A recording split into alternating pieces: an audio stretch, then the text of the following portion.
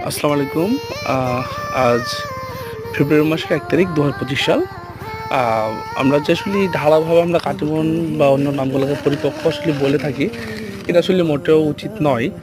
কারণ আমের পরিপক্কতার কিছু বৈশিষ্ট্য থাকে, সেই বৈশিষ্ট্যগুলো আসলে আমরা জেনে শুনেও হাইড করে রাখি বা আমাদের অসাধু ব্যবসায়ের কারণে আমরা হাইড করে রাখি।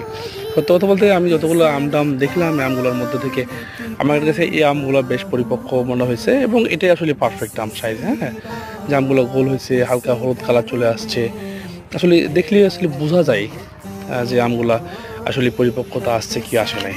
হ্যাঁ, ঢালাভাবে আমরা যে পরিপক্কতা বলে থাকি, পরিপক্ক বলে থাকি, এটা আসলে মোটেও উচিত নয়। আমরা আসলে ওই তো বললাম যে আমাদের বিজনেস পারপাসটা আসলে সৎ নয়, এই জন্য আসলে আমরা এভাবে বলে থাকি। যেমন এখানে বলা যায় যে এই আমটা যে বেশ পরিপক্ক আছে। হ্যাঁ,